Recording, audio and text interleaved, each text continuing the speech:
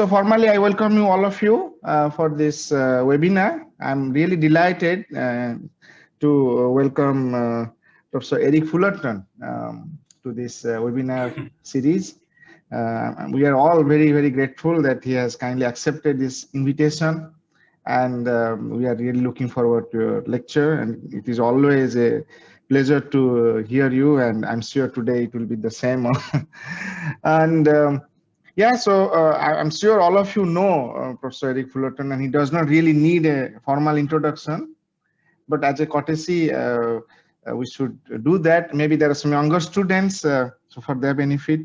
So Professor Eric Fullerton is a distinguished professor at the University of California, San Diego, in the departments of electrical and computer engineering and nano engineering. And he is also chair professor and director of the Center for Memory and Recording Research. He received his Bachelor of Science in Physics from Harvey College in 1984 and his PhD in Physics from UC San Diego in 1991.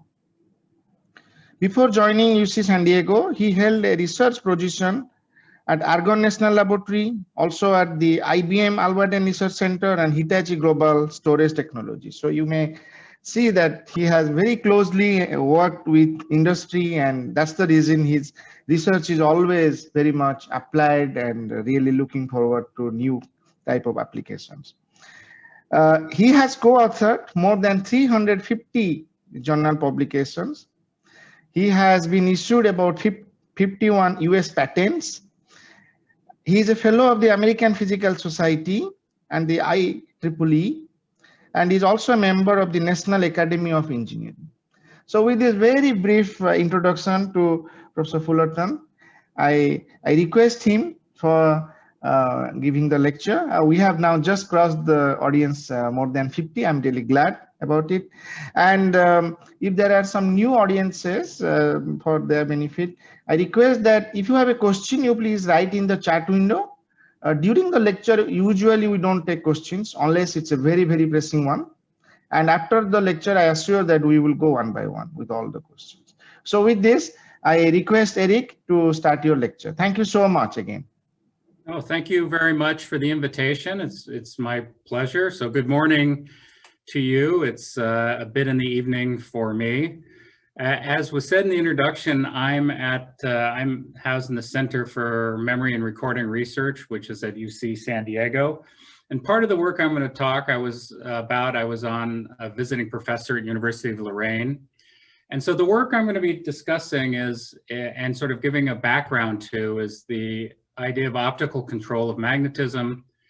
And one of the areas that's emerged from optical control of magnetism is the field of ultrafast spintronics, or sometimes it's referred to as terahertz spintronics. And so I'll try to give you a sense of how this field is going. And so I have many co-authors and collaborative groups on this, on different aspects of it. Particularly, I want to highlight Raj Medapalli, who was a postdoc in my group for a number of years and led much of the work that I'm going to show you today. So what I'm going to be doing is giving you a sort of an introduction and a motivation into this problem. Then I'll talk about what's known as all optical switching, and this is sort of shown here on the right, where you take a laser and you shine it on a magnetic material. This is an image of the magnetic domains. This is a photoshopped laser, but these are real domains written by a laser in our lab. So the idea is that you can write information using just an optical beam. And then I'll talk about some of the materials work we've done and trying to understand what controls this process and what kind of materials can you use. So I'll go into what we think we understand, and then I will move a bit into ultrafast spintronics, and then give a conclusion and maybe a few outlook thoughts. So as was said, I'm in the Center for Memory and Recording Research. This is our building here on the UCSD campus. It was founded in 1983 for us to work between academics and industry people. And initially it was hard drives for data storage, but now we work more broadly on magnetic memories, different system integration, logic devices, many different kind of spin-based devices for storing data, memory of data, or processing data. And so to give you a sense of the evolution, since our center was founded in 1983, and this was about a year before I joined UCSD as a graduate student. In about that time, this was the state of the art in magnetic recording. This was the IBM 3380 hard drive. This was the first 1 gigabyte hard drive. And so it's quite a large, it's 29 kilograms. It's quite a large machine. It stored about 12 megabytes per square inch. It had a data rate of about 20 megabits per second. And for the students there, they might find this a little surprising, but the cost for storing data at that time was about $80,000 per gigabyte of data that you stored. If you compare that to a current hard drive or sort of recent hard drives, this would be a mobile 1 terabyte mobile drive or a 10 terabyte drive designed more for a server. What you see in the evolution is that we're now storing about 1.3 terabits per square inch. That's about 10 to the 5th in density compared over 35 years. The data rates have gone up from 20 megabits per second to about 2 gigabits per second currently, but that's only about a factor of 100. What you see is as you can store more data, the cost is going down. So now in a mobile drive, it's about 8 cents US cents per gigabyte, or for these larger drives, it goes down to about 3 cents per gigabyte. And so this has had a lot of evolution in the way we think about data. And this is just one of the charts. You can read about it in this paper here if you would like. We talked in this paper, we look at the evolution of the read head and GMR and how this affected this growth curve.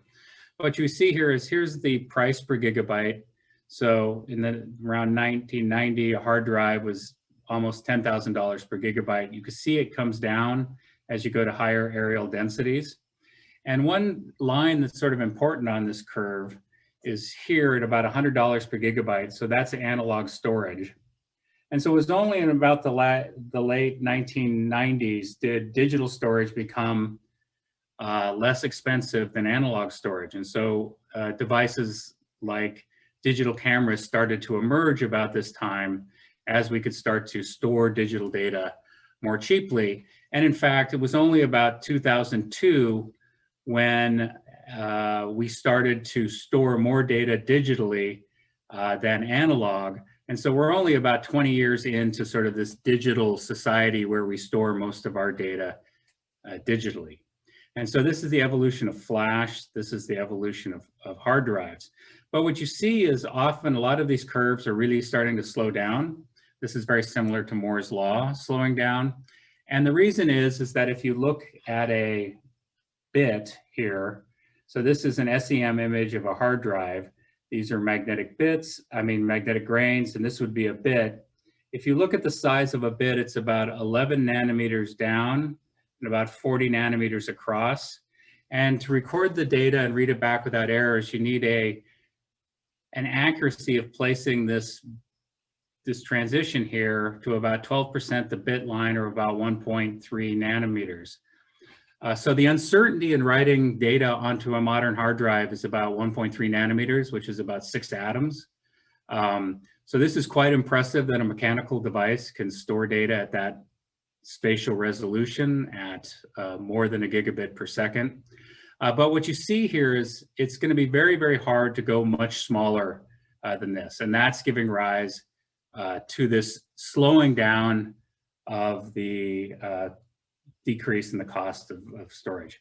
There's all kinds of implications of this, but that is a different talk if you want to invite me back some other time. So what I think is what's the next challenge in data is that over the last 30 years, we've seen this sort of 10 to the 5th increase in density, that is shrinking the size. And this has been very enabling for technology for the digital world. But this kind of Moore's law of data storage is slowing.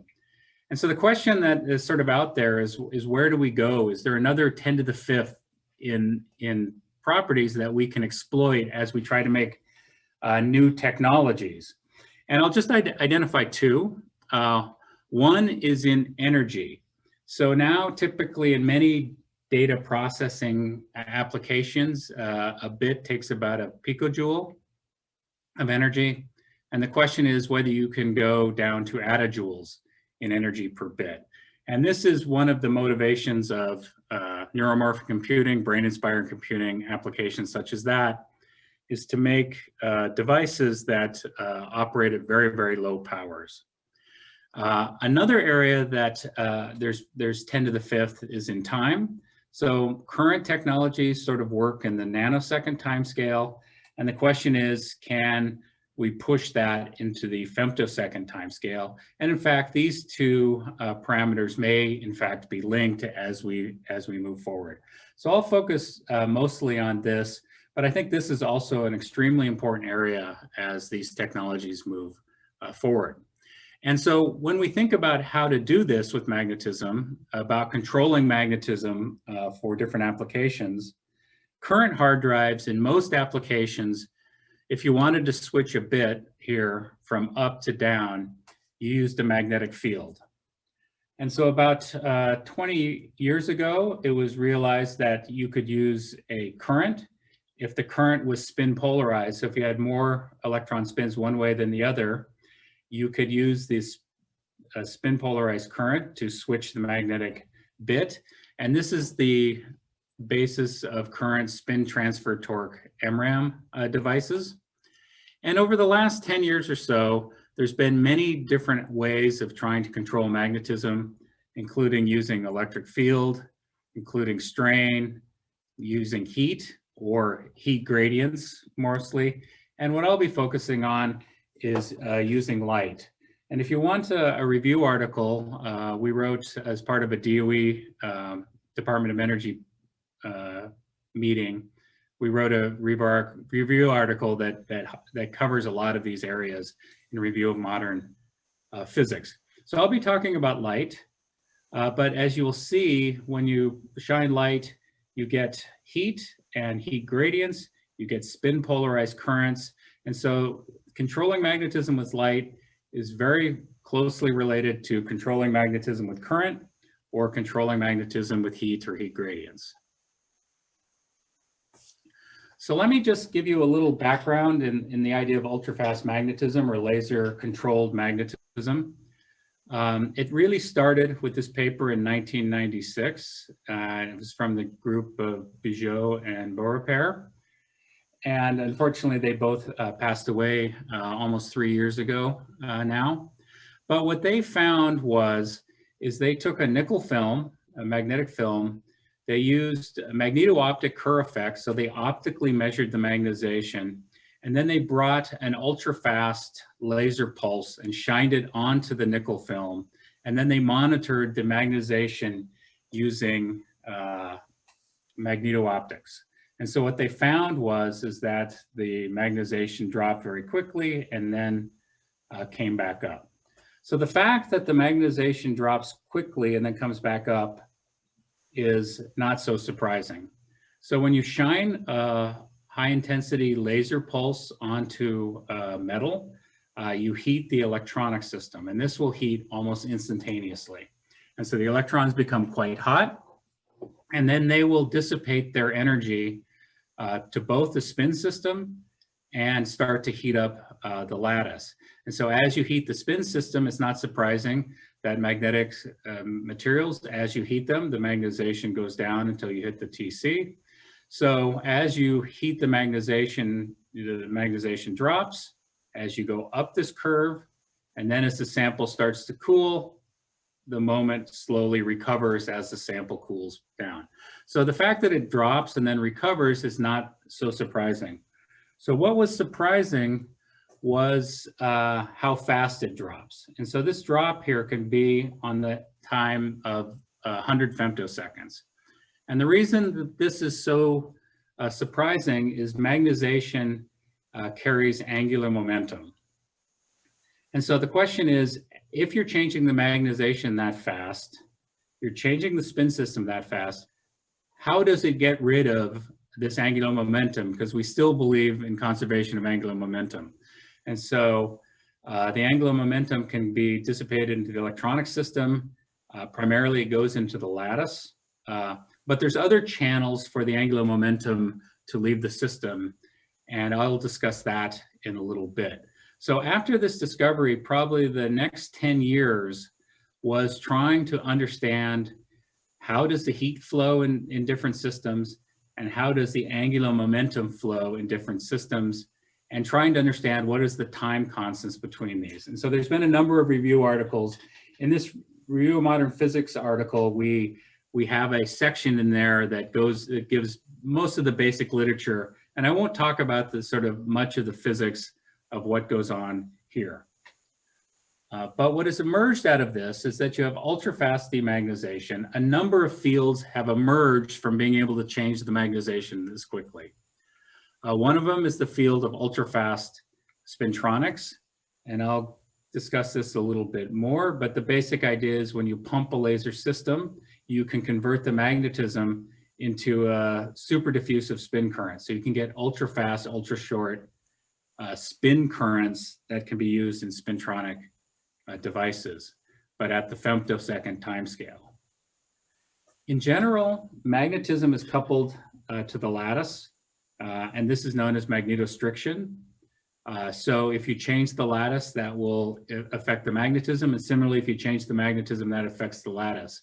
And so the fact that you can quench the magnetization at ultra-fast timescales, in fact, means you can drive the lattice at ultra-fast timescales. This is just one example where we convert a charge density, a static charge density wave in chromium, which is an antiferromagnet, into a phonon using a laser pulse. And this is done, this ringing starts in like the 10 femtosecond timescale. There's many kinds of ways to get metastable states or transient effects, because you're driving the system out of equilibrium. And so when the system goes out of equilibrium, you can drive it into unusual states. There's ways of controlling the magnetization where you write it. And people are now starting to think, how can we use this in technologies? But for ultrafast, this is still probably a long ways away. So what I'll do is I'll start talking a bit about control, and then I will talk some about ultrafast spintronics. So the idea of control really emerged out of this really groundbreaking work in 2013. It's from the 2007, sorry, from the Theo Rosing group. And what they did is they took a film of gadolinium iron cobalt. And so gadolinium iron cobalt has gadolinium moments to point one way, and they couple anti-parallel to the iron or cobalt moments. And so this forms a ferrimagnet. There's no magnetic field, and they just took a laser with 40 femtosecond pulses, and they used either left circularly or right circularly polarized light, and they shined it onto the sample. And so if they swept the laser beam for one circular polarization, they got domains that in this case pointed down. If they swept with the other circular polarization, they got domains that were up. And if they used linear polarization, they just heated the sample and it broke into domains. And so this is all happening with 40 femtosecond pulses, order of magnitude faster than you would normally think magnetism can respond, all done deterministically without a field. And so there's been an enormous amount of work on trying to understand this. And so the question is, how might you understand this? So when you bring light in with circular polarization into a magnet, a number of things can happen. This is carrying a lot of energy, so you heat the sample. And there's this, you have what's known as magnetic circular dichroism.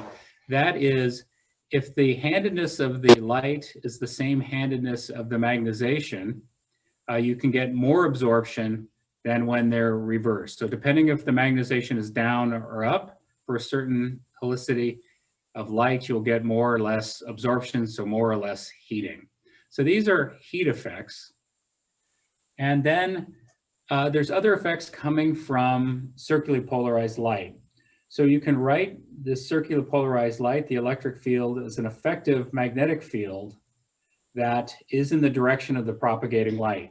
So you can think of a propagating circularly polarized light beam as carrying an ultrafast magnetic field, or you can think of it, it also carries an angular momentum. So circular polarized light carries angular momentum, and so you can deliver angular momentum into a system, in principle using light. So the question is what is going on, which controls it? And if you read many of the early papers, they thought it was these effects here. These are what's controlling it. But in reality, for the iron, cobalt, gadolinium, what I've shown, it's almost completely controlled by heat. So this is an ultra-fast heating effect. And this was shown very nicely in this paper by Rado et al., where they did synchrotron measurements. And so this is the gadolinium moment versus time. This is the iron moment versus time. And this is when they pumped it with the laser. So they had an ultrafast laser pulse. And so you hit this sample with an ultrafast laser pulse, and you see the magnetizations start to drop. But because iron has a smaller moment per atom than gadolinium, this angular momentum inside the atom gets dissipated more quickly for iron than for gadolinium. And so what happens is iron demagnetizes faster than gadolinium does. So you can see it's very slow. And so you get this unusual effect that the iron demagnetizes, comes towards zero, and the gadolinium is demagnetizing. So what can the gadolinium do with its angular momentum? It can transfer some of the angular momentum to the iron lattice. So the iron lattice starts to pick up some of the gadolinium moment. And so it actually crosses zero. So you get this transient regime where they're at the same direction. And then finally the gadolinium demagnetizes, the exchange kicks back in, and it switches in the other direction. So when you started with the gadolinium up, you pulse it with an ultrafast laser pulse, and it goes down. So it's often referred to as a toggle mode if you want to read the theory. Some of the early theory is done in this PRL here. But this was shown very nicely, this mechanism, that if you take two magnetic dots here and you hit it with the pulse of a laser light, then you can, this one goes from up to down, this one goes from down to up, and with each pulse you see the system switches beside each other. So this is really a behavior of this ultra-fast demagnetization and exchange coupling of these ferromagnetic systems. And so one of the things we were interested in, so for about 6 or 7 years after this, this was the only material that this was seen. And the question is there something very magical about gadolinium, iron, cobalt? Is this some kind of magical material that shows the switching, or is this a more general phenomenon? And so I will not give the best answer. I'll say both yes and no, and I will try to explain that. So the phenomenon of all optical switching is very general. The mechanism of gadolinium, iron, cobalt I showed is very specific. And so I'll just show, this is one of the setups we had at UCSD. You come with an ultra-fast laser, then you come with a white light, and you image the domains in transmission. So we'll just shine a laser onto a sample, sweep it, and image what the magnetization does.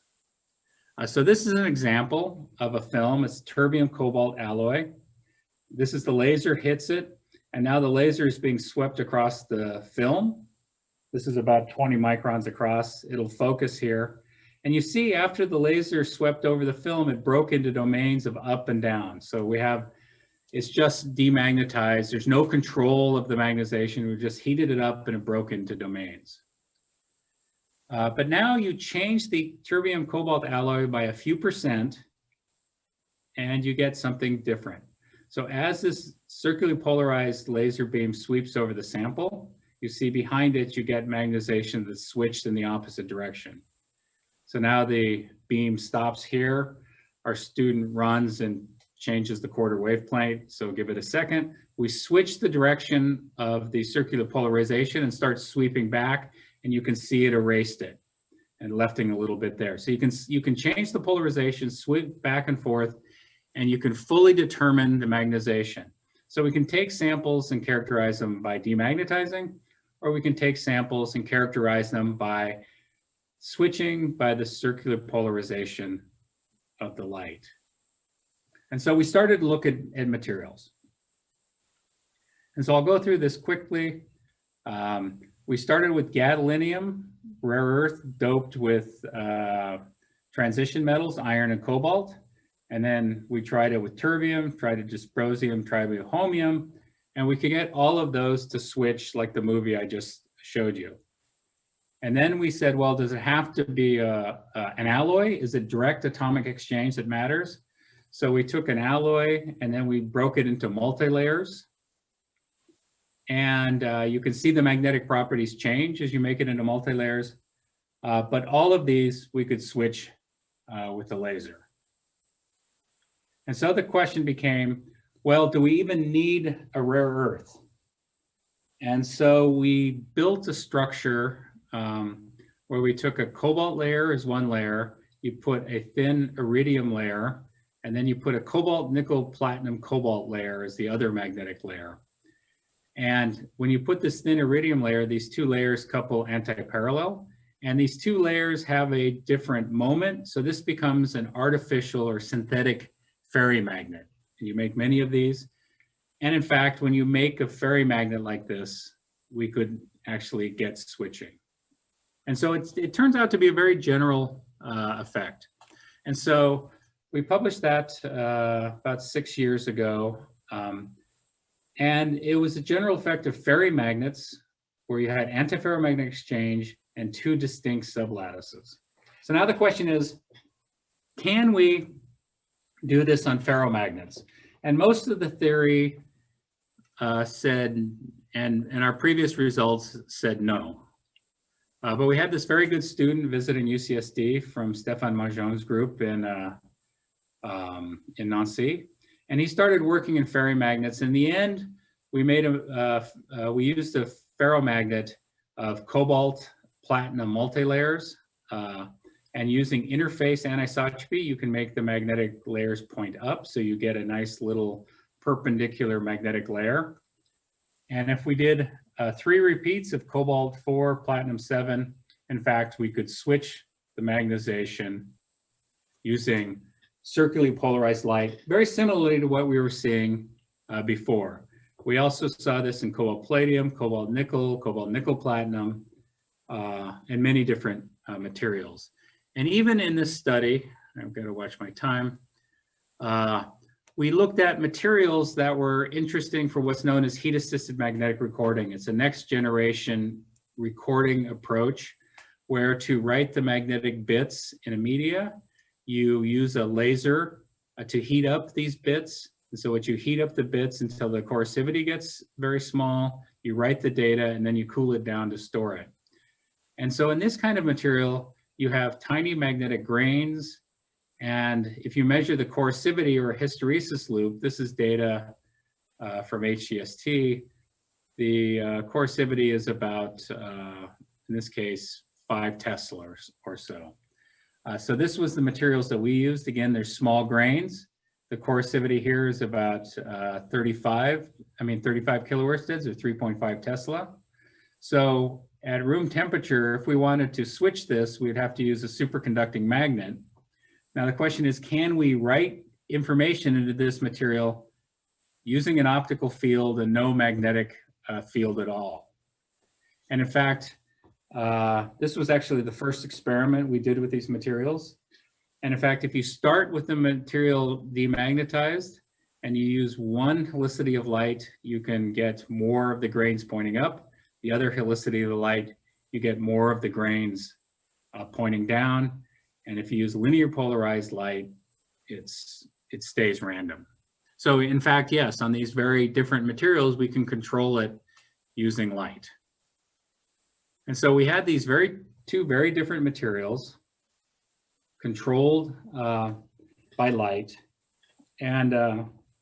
but we didn't really know why. And so we've spent some time trying to figure this out. This was a paper where we gave our best guess for what's happening here. I won't go into that. And then we did some work on these multi-layers. And I'll just kind of give you a flavor of what we found and why this can be a little bit confusing. So we did this in collaboration with the group in Nijmegen, Theo Rosing's group. So we started with the cobalt platinum multi-layers. We used different length pulses. So this was 100 femtosecond pulse to 2 picoseconds. And in fact, we found there was an optimum pulse duration and pulse fluence that controlled the switching. So then we said, okay, let's take that laser pulse and we will take a material. Here's a domain that's going down. Here's a domain going up. We will put the laser right here. We'll pulse it using that optimum pulse and we'll see what we get. And so if we pulsed it one time, there's no change in the magnetic system. And in fact, if you do time-resolved magneto-optic measurements, what we see is for the pulse fluence we're using, the magnetization drops to about 25% and recovers. So there's no switching from a single pulse. So now the question is, what is actually happening? So now if you take this film and instead of using one pulse, you just keep pulsing it. And at some point you pulse it, you'll see the magnetization switches. And then if you keep pulsing, the magnetization grows and you get a switched region. And so for this case, it's about 3,500 pulses are required to actually reverse a large area of the magnetization. Now, if you reverse the circular polarization of the light and pulse it, after a certain number of pulses, again, you will see maybe a nucleation of magnetization. You're bringing heat in. At some point, you randomly nucleate a reverse magnetization. But for that circular polarization, what you find is these domains collapse back in on themselves, back into the state. So what we see is that this nucleation process is stochastic. That is, it's kind of a random process from heat pulses coming in, and it doesn't depend on the helicity of the light. However, once these domains are formed, the growth of the domains does depend on the helicity of the light. And so we can kind of show this by doing an experiment where we put a domain wall in a film, and then we shine the light right on the domain wall for one circular polarization. We shine the domain light on the other wall for the other circular polarization. We turn down the intensity, and we just started to hit multiple pulses. And so what you see is for one circular polarization, the domain wall grows up and grows with each pulse. And with the other circular polarization, the domain grows in the opposite direction. So what we're seeing is we can get this sort of deterministic displacement of a domain wall with each pulse. And how far it displaces depends on the intensity of the light. The direction it displaces depends on the helicity. And so if we use just a linear polarized light, the domain wall won't move. It'll just become a little disordered. So now we have this, we've kind of come to this point where we have two kinds of mechanisms. One of them is this gadolinium-based alloy, where you pulse it with lasers, a laser light, one pulse and a switch. So it goes from up to down with each pulse. And then almost everything else switches by pulsing it, and then these domains grow. So you have a single pulse effect and a multi-pulse effect. And if you come back to these mechanisms, actually, I will have to be slightly disappointing. We can't actually resolve which mechanisms are the dominant in these effects. But in general, we think it's most of the effects can be explained with heat. And depending on the amount of time, I might show there is now evidence that these effective magnetic fields actually can impact the way magnetic systems respond. So let me now kind of change gears and say, where does this idea of ultrafast spintronics emerge from this? And again, it's coming from the conservation of angular momentum. So as you demagnetize this film, it has to dissipate angular momentum.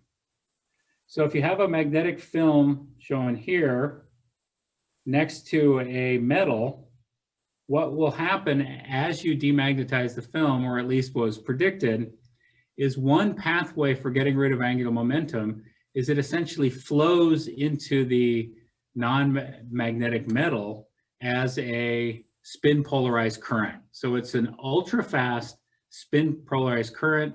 It's often referred to as super diffusive currents. So the system demagnetizes in 100 femtoseconds, and you get 100 femtosecond spin polarized current flowing into the non-magnetic system. And so this gives rise to an ultra-fast spin current. Now, people started to look for this early on, and it showed up in many different ways.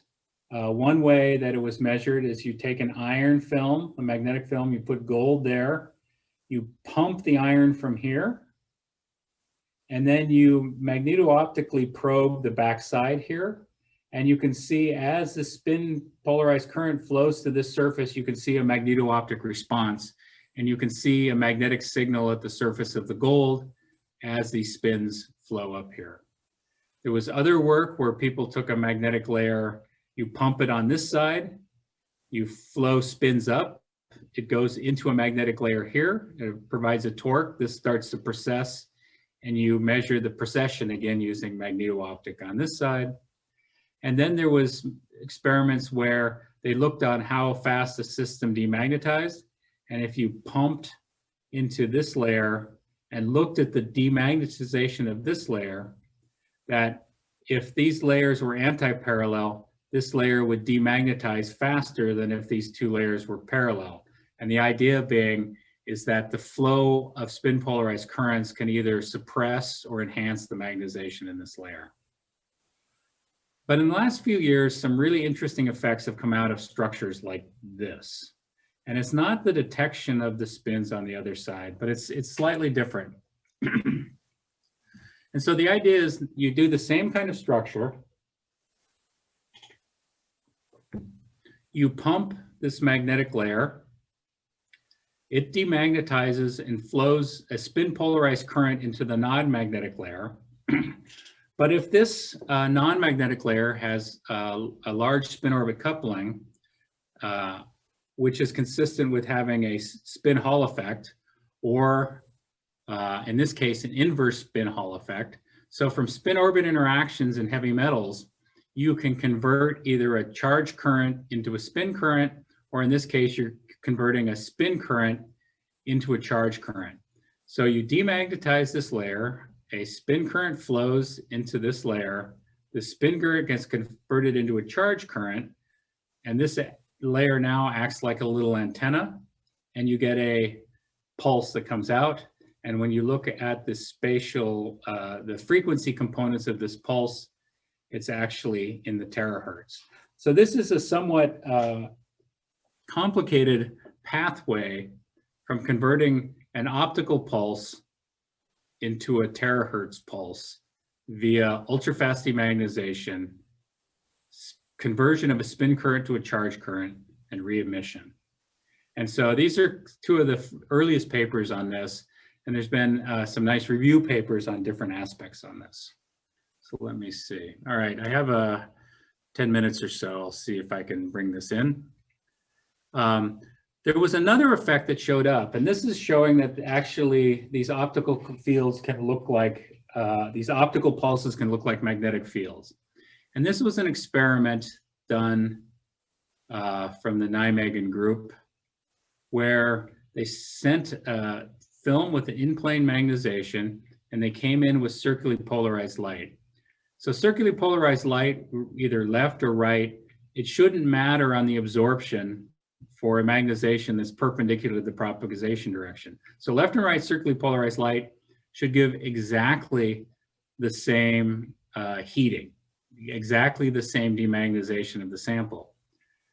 But what they found is if you measured for a cobalt film, the signal coming out for right circularly polarized in solid and left circularly polarized in open, you saw a slight difference in the signal, indicating there's a slight twisting of the magnetization. However, if you take this magnetic layer and cap it with a heavy metal, and in this case platinum, you increase the spin orbit coupling at this interface, and you see this effect gets enhanced by about a factor of 100. And so what people think is happening is you're coming in, you get an ultrafast field acting on this magnetization. This magnetization experiences a torque and it twists up or down. And this dm/dt causes an electric field which causes a current to flow at the interface. So there's these sort of two mechanisms that people see from this, and it really is a way of probing the behavior of these ultrafast spin currents and ultrafast magnetic responses. One is for linear light, or it happens for any light. You bring in heat, it demagnetizes, you get a spin current converted into a charge current. And for circularly polarized light, you get an interface current flowing here. And what makes it relatively easy to detect is that these two mechanisms, when they emit terahertz radiation, they're at 90 degrees to each other. So you can separate them out both by the helicity of the light and by their polarization. So we were actually very interested in this. And so we made samples very similar to what the Nijmegen group has made. And I will just show this example to show you that sometimes life is not as simple as the figures and papers would make you think. Excuse me. So we made our standard platinum, cobalt, and glass. We pumped it with their system. We measured the terahertz signal. And so this is the helicity independent linear light. We get this nice terahertz signal. Then if we used circularly polarized light, we saw nothing. We saw no evidence of this circularly polarized light contributing to a helicity or a terahertz emission. So no helicity dependence. And so we found this very weird. And so we looked up the original paper, and they said, if you kind of read through the methods section, you find that the interface roughness between the platinum and cobalt was 1 nanometer on average, which is quite rough for a layer that is only a few nanometers thick. So we tried making a film with very rough interfaces. We know how to do this. So I never would make a film like this because they're so terrible. But we made this film with these very, very rough surfaces, put platinum on top. And in fact, if you look at the helicity independent term, you still see it. But as soon as you start to roughen the interface, then this helicity dependent term comes in. So there is this helicity dependent term, but somehow it is related to the interface in a way we don't currently understand. So one idea we had was that maybe the roughness at the interface between cobalt and platinum causes intermixing. And so what we did is we took a cobalt platinum alloy, we put it between cobalt and platinum, and looked for this helicity dependent signal due to the circularly polarized light. And basically it was 0 independent of what we put in there. So again, there's something magical about having these rough interfaces that you can't duplicate with a diffuse interface. But we were a little bit surprised, and we weren't looking that. When we looked at the helicity independent, caught the part coming from the spin current flowing from the ferromagnet into the non-magnetic layer, as soon as we put an alloy at the interface, that signal jumped by about a factor of 4 to 5. So we could enhance the terahertz emission by 4 to 5 times by putting an alloy at the interface. So what we think that means is that if you have a diffuse interface, it may be easier to flow a spin current through that interface than it is when you have an abrupt interface. And it may be this very abrupt interface is causing extra spin scattering at the interface that you can avoid by having a gradient in the chemical profile. And so there is some work here where we can think about how do we manipulate or inject these currents more efficiently. So this is my last example I'm going to show. So I think my time is about up. And this was an experiment I did that was done when I was visiting University of Lorraine in Nancy, France. And it was really being pushed by Satoshi Ihama, who was a visitor. And so what he did is he took two of the systems that we saw switching. This is the iron cobalt gadolinium, which is a ferromagnet. And then they put copper between them, but the copper is quite thick, like 20 nanometers. So there's no exchange coupling, there's very little, there's no dipole coupling. These two layers are completely independent with a very thick copper layer. And then there's a cobalt platinum multilayer that points like this. And the question is, what happens to this system? And in fact, with 20 nanometers of copper, it actually absorbed most of the light. So most of the light is getting absorbed in this layer, and the copper, very little light is coming to this cobalt platinum layer. So now, if you start with the iron cobalt sublattice pointing up and the gadolinium pointing down, and the cobalt platinum is pointing up, you hit it with the laser, and what you find is the iron, cobalt, and gadolinium had switched directions. That was shown earlier. But you see also in one single pulse, the cobalt platinum is also switched. So now we can switch a ferromagnet with a single pulse, but it's being mediated by this iron gadolinium system.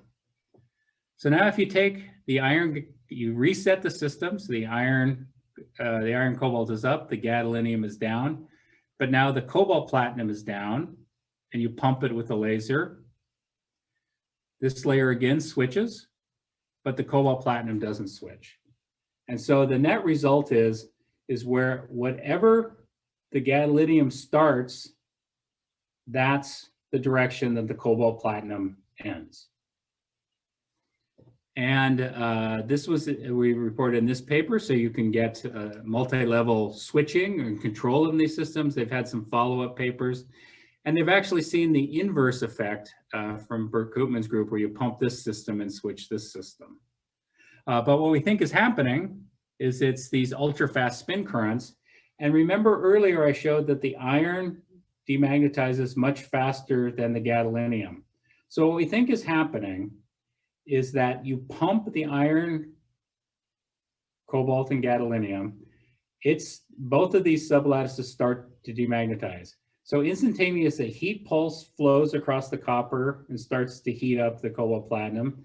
And very early, a spin polarized signal from the iron cobalt flows through. But because the gadolinium takes longer time, there's a later time it will start to inject a spin current. And so later in the process, you will see a spin current coming. So this layer will heat up, and then it will see a spin current coming from the gadolinium that will switch it. So this is an example where we're using these ultra-fast spin currents to control magnetization, and we can propagate these spin currents over distances greater than 20 nanometers and use them to manipulate magnetic structures. So this kind of work is very new. But a lot of people are starting to work on these kind of structures and controlling these ultra-fast spin currents for new functionality. So I'll just end with saying that ultra-fast optical excitations of magnetic systems can lead to a broad range of phenomenon. And I think we're just starting to see what those are. Optical switching is just one of them, but it's a very general process. You can be single or multiple pulse. But I will say the mechanism is still uncertain. And there's many opportunities for ultrafast spintronics. And this is based on the basic notion that you can optically pump a magnetic system. And from that, you can inject very fast super diffusive spin currents and use this for different functionalities. So I will end with that, and thank you very much. Okay, thank you so much for this very exciting lecture. So on behalf of my team and behalf of all these participants, I clap for your excellent and exciting lecture. Thank you so much again. So we will take some questions. I see one question from Jyoti Mohanty. Would you like to ask yourself, Jyoti? Yes, yes. Eric, indeed, it was a very nice and in-depth presentation. I had quite some questions, but I would restrict to one or two.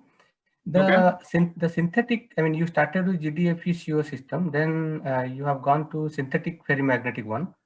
There is an iridium layer which kind of creates this, kind of signature of ferromagnetic between these two layers.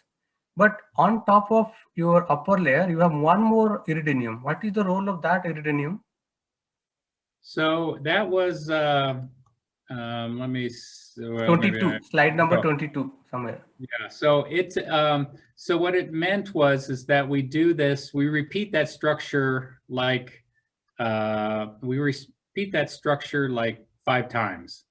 Mm-hmm. So basically that's the bottom iridium for the next structure. I see. So, yeah, so what happens is, so it's supposed to be times X. So it'll go with cobalt, iridium, cobalt, nickel, platinum, cobalt, iridium. If we stopped here, it should still work, where the iridium would give you a surface anisotropy here to make it perpendicular. But then we start it again. So then with the next cobalt goes on top of that one. So there's multiple repeats of this in the structure. Good. And then second, I'm just thinking that when you discuss about the helicity dependent switching using optical laser pulse, so you see some kind of non-reciprocity in when you have no domain structures. So when you have the domain structures, you see a reciprocity happening, becomes helicity dependent actually. Right. So well, is it like we can say in one case it is? So so could it be that we say in one case the electric field or the heat coming from the laser is playing, and in other case when you switch on magnetization by reversing one domain, then it becomes helicity dependent? That is how it is happening? Yeah, it's, I will say that the last conference I went to before COVID, I was chairing a session on this field, and there was 3 or 4 modelers came up, and they had 3 or 4 different explanations for what's going on. So it's so let me just say, even this experiment here. So when you put a laser beam here, what's going on?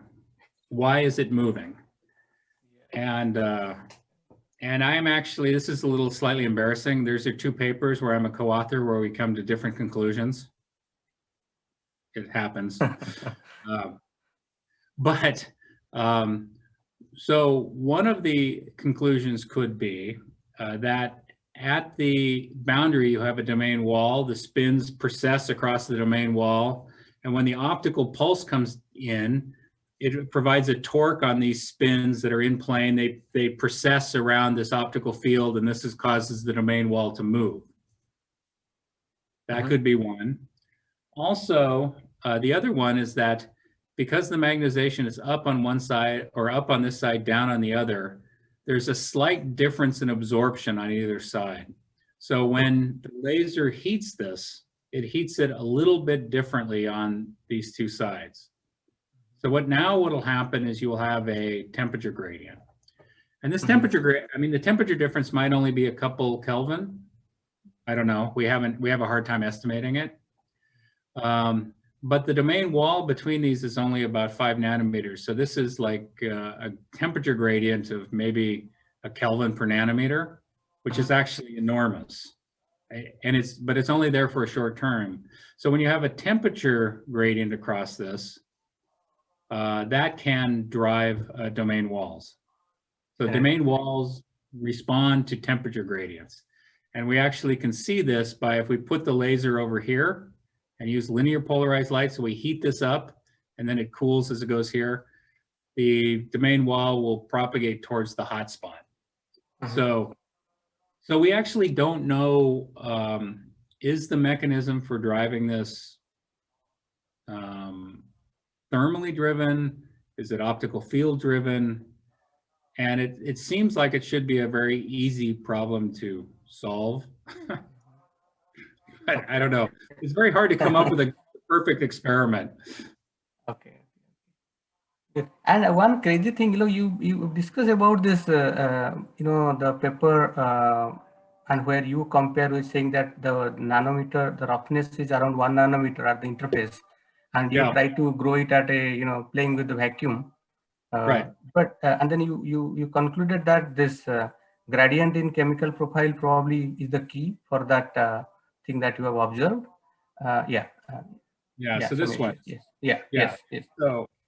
So this one, the roughness, in terms of propagating spin currents across it, the helicity independent, the one from heating, if you start with roughness, with the smooth interface, you get the highest result. And then as soon as you make the interface rough, this propagation of spin currents across the interface disappears, which is kind of surprising. You make the interface terrible and spin currents don't flow across the interface. It's not so surprising. What was surprising is that you make the interface terrible and this helicity dependent thing goes up. So with no roughness, we don't see it. And then we start to change the sputter pressure during growth. We start getting rougher films, and suddenly it jumps up. So there's like a magical interface. There's some magical ingredient in there that we don't know. And so one of the ideas is that if you have rough surfaces, you can get plasmonic modes. So it may be that you're getting plasmonic enhancement of the electric field at the interface when you make it rough. And that could be driving it. Now, if Raj was still working for me and it wasn't having his own job now, that would probably be one of the things we'd want to try. We would make a much more controlled interface disorder, like a pattern structure or something, and see if we can understand it. But at the moment, it's very surprising, and the people in Nijmegen were very shocked by this because they had published this nice paper in Nature Materials, and they had this very elegant, or Nature Nanotechnology, very elegant description of why it was happening, which is probably true, but it's only true if you have a terrible interface, and that's kind of weird. Yes. And this idea that if you make the gradient more continuous, you can greatly enhance the flow of spin currents across the interface, which could be more broadly interested for many different things like spin orbit torque switching and things like that. So this is an idea we're going to start looking at much more. Great, Eric, thank you very much. Okay, thank you so much. So I have just a quick question on this. So you said you have made a very controlled way of changing the interface roughness. So how do you do that?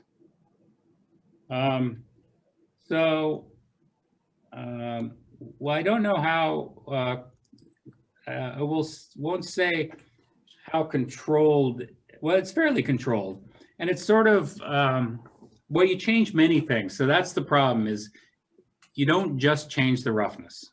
That's the problem that makes this kind of experiment a little tricky. But what we did is we used magnetron sputtering, and then this is the argon pressure inside of the chamber.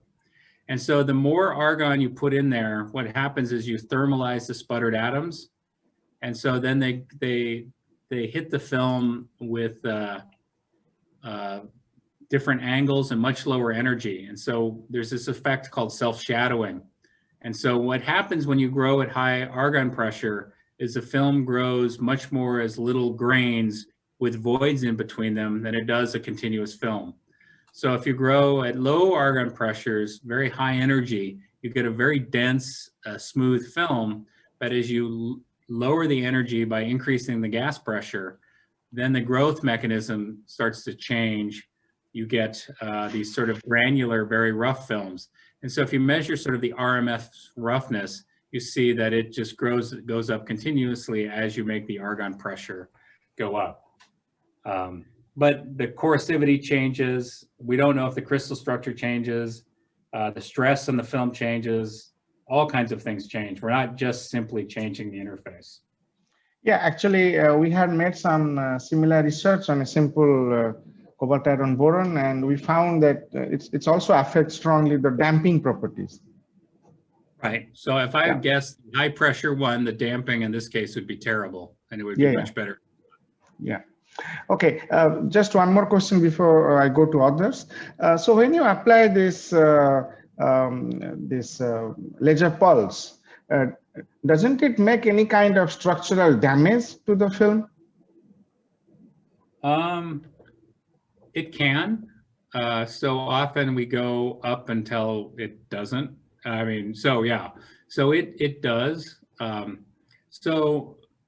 So for instance, in certain materials that have, if you take a thicker cobalt film and you try to heat it to TC with an ultrafast laser pulse, you'll almost always burn it before you get to TC. So often in these materials, these multi-layers and such, the TCs are lower. And so you can get significant heating of the system before you damage them.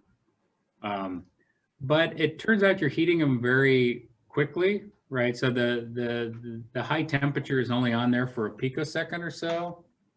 And so in terms of mobility of moving atoms and things like that, it's actually surprisingly robust to that. Because if you take these rare earth transition metal films and you just put them into an oven and heat them up, they will degrade very quickly.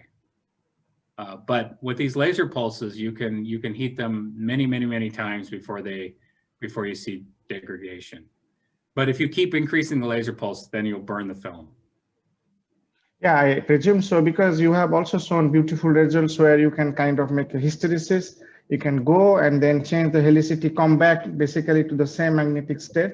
So they look pretty good, but I wanted to see like where is the limitation? So can you do it many times, or after some time the device burns out or something like that? Yeah, I mean, we haven't done it. I mean, we certainly done it like 20 times. I mean, okay. If I was still working in industry, we'd try to come up with a method of doing it 1 million times or 10 million times. But at the moment, we don't. And it's surprisingly robust. Yeah. Like we can study the same film for weeks and it won't be a problem. Yeah, and Eric, I have just one last question. There are more questions from others; they get more priority. But I have just a question like a child. So, if we want to use this for future recording industry, how are we going to actually incorporate such high power laser in a device? Or you think it will be possible? Oh yeah, so that's a good question. So the first time I showed the switching of media, recording media using a laser, at the time I was funded by a consortium recording companies, and the net result of that is they found it very interesting, but they canceled my contract because they said it was too far out there. So the question is, how would you do this?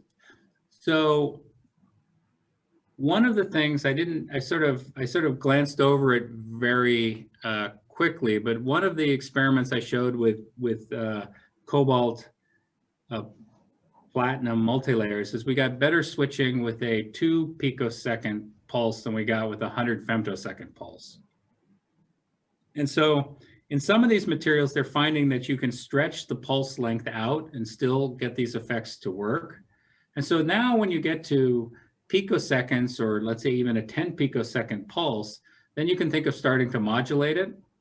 And then to get the intensity up, you would have to think of a plasmonic antenna that can focus the light down. So they do this now in heat-assisted magnetic recording devices. So that, but they don't use polarization. So the question is can you make a plasmonic device that can preserve circular polarization when it condenses it down? Now, theoretically, yes, you can do it. At least the theorists tell me you can. You can make devices that will transmit like right circularly polarized light and not left, but it's a little more tricky to think of a device that can propagate both left and right circularly polarized light. And then you would have to think of some kind of modulator that could change it. And that would be, I would think, the way you would want to use it in some kind of technology. Okay, thank you very much. I mean, I understand that it has long way to go actually.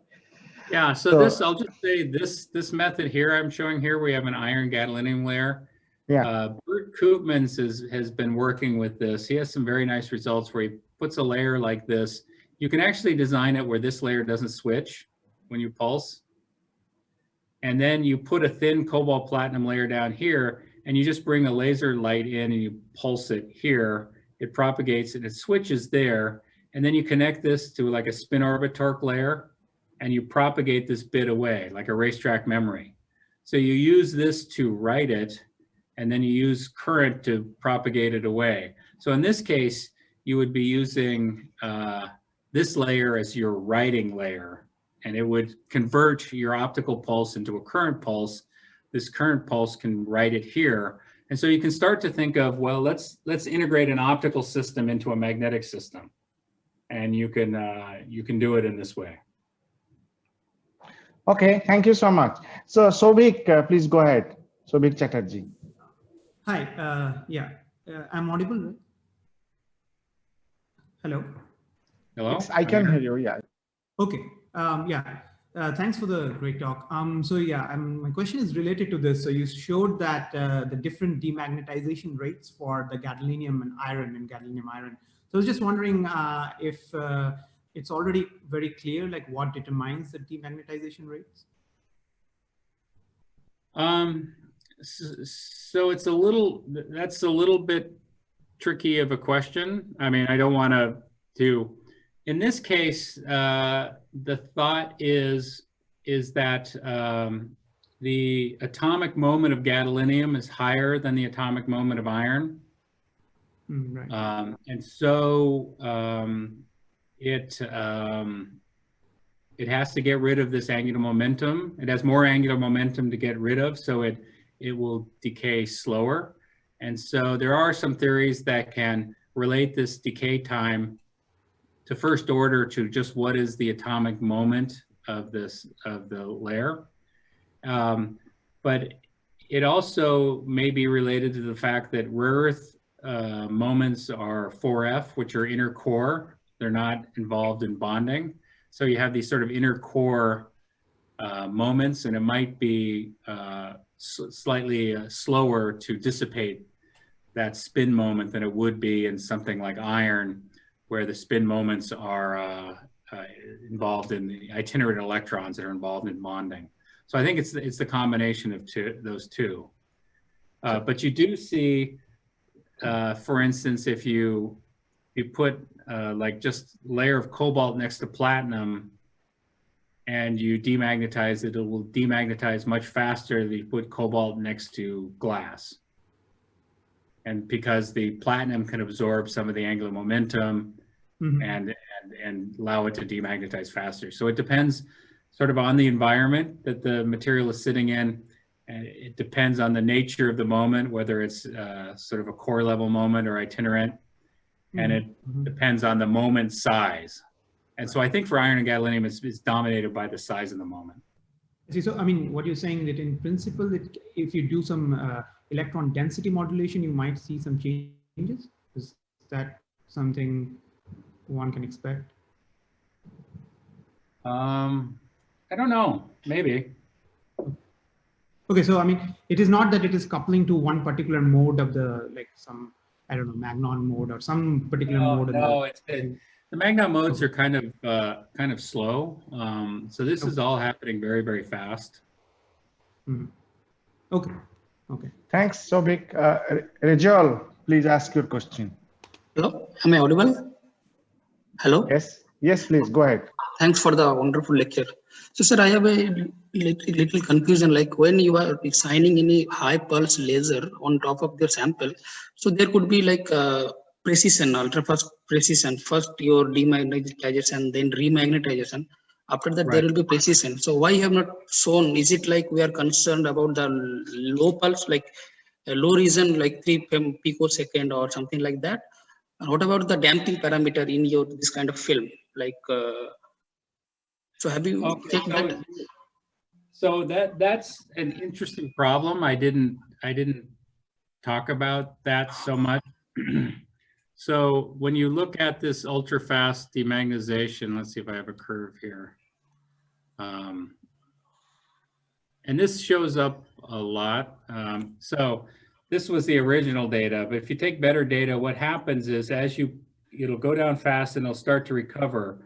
And if you keep measuring out in time here, you'll suddenly see the intensity start to oscillate. And this will be the precessional modes of the system. So what ends up happening, and you disorder the magnetization in many directions. And then as it starts to recoalesce, it'll start to line up more in a ferromagnetic region. But often you have an external field or something, and then it will precess around that field. So is that kind of the question you're asking? Because this recovery process, getting back up to here, can be very slow. It can be a nanosecond or more. Yes, yes. So there's this long tail here. So in some sense, it's this writing or these effects that you're seeing are the input that you put into to start them is very fast. The initial response of the system is very fast, but then you were looking at a final state that might take a nanosecond or two to get to. And then things like damping and precession and things like that start to really play a role. Okay, thank you. So actually, Thank you. I think, Rajal, we need to move. There are still 3 more questions, and it's getting late. Yeah. Ajit Kumar Sahu, please ask your question quickly. Yeah, hello, Professor Eric. Nice presentation.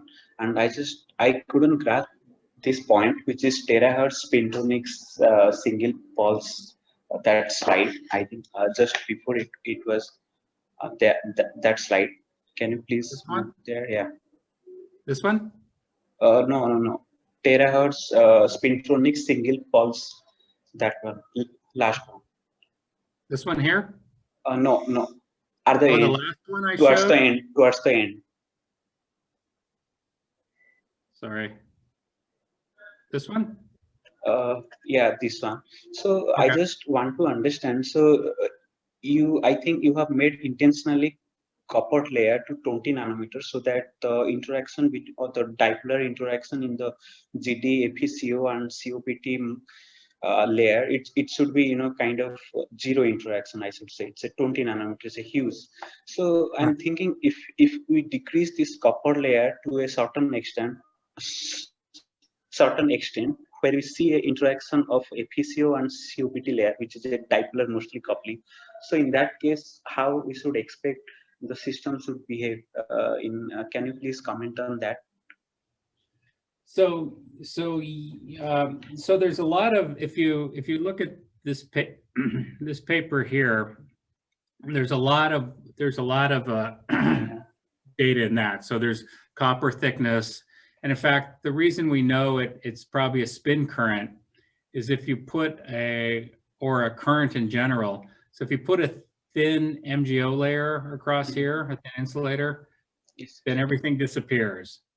If you put a platinum film in, which causes spin flip scattering, it also disappears.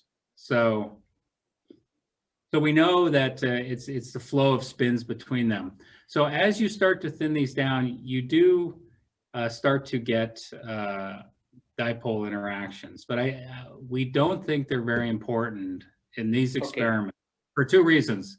One is you can change the ratio of iron to cobalt, so iron cobalt to gadolinium, so the gadolinium moment is larger than the iron cobalt moment by just changing the alloy composition. So this changes the sign of the moment, and it doesn't change the switching.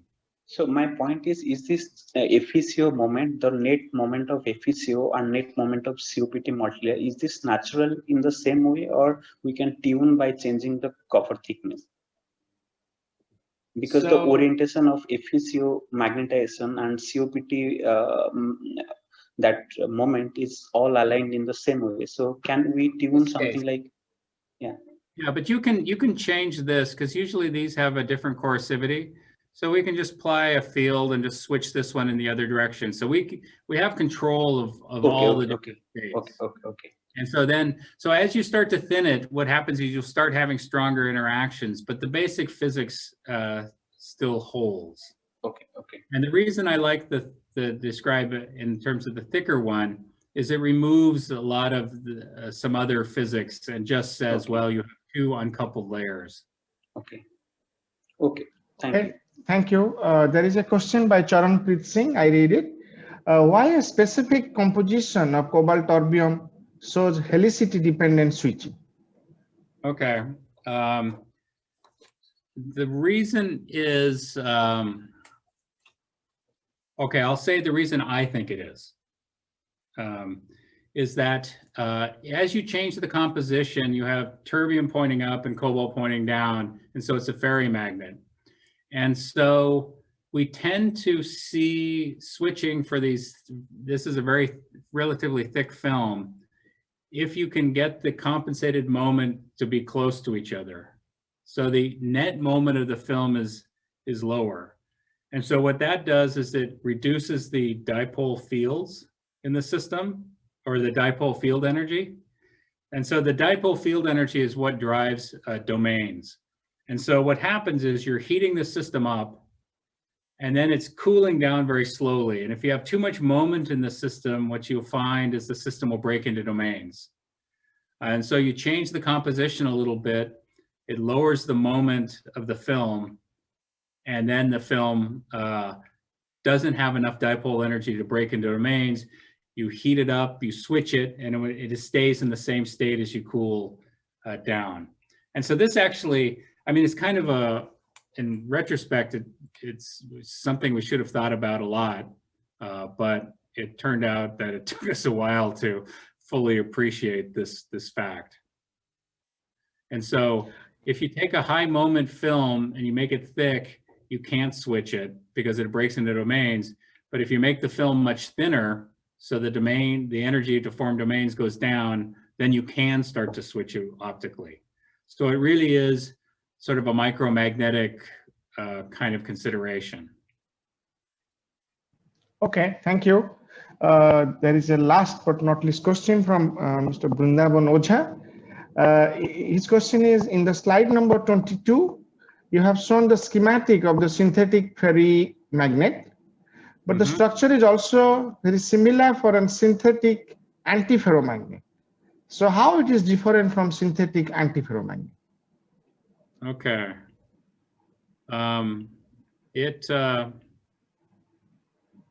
So what the reason we designed this like this is that cobalt tends to have a very high moment and a very high Curie temperature. When you add nickel and a little bit of platinum between the cobalt here, what happens is you lower the Curie temperature. And so what happens is at low temperatures, if you cool this down, this layer has a larger moment than this layer. But because they have different Curie temperatures, as you start to heat up the system, this moment decreases faster than this moment. And so at some temperature, they will cross. And so these are designed to have different moments. So at most temperatures, they are a ferrimagnet because these two layers have different moments. But it turns out that they cross. So at low temperatures, this is the high moment layer, and at higher temperatures, this is the high moment layer. And so because these two layers have different moments, you consider them a ferry magnet, because you have two sublattices, this one and this one, that are antiferromagnetically coupled, but they have a different moment. Okay, I think Just replace nice. this one with cobalt, then it would be, you're right, it would be a synthetic antiferromagnet. Yeah. Okay, very nicely designed artificial structures. Thank you so much. So I think there are no more questions. It was an excellent lecture. We are really happy and grateful for you to you for this excellent overview of the field. And we hope sometime you can also join other lectures if you are free, although it's a bit unusual time for you. Yeah. And yeah, Really not watching physics lectures at 10:30 at night, but I'll look at the schedule. Yeah. So again, many thanks, and I hope we'll be in touch. And thank you again so much, Eric, for this excellent lecture. Thank you very much. Yeah, thank you. Take care. Stay healthy, and stay healthy, everyone. Next week, the lecture of Matthias Chloe will be 3 p.m. Indian time, because it would be too early otherwise for him. So some people may join, and I'm looking forward to see you all next week. Thank you. Bye-bye. See you. Bye.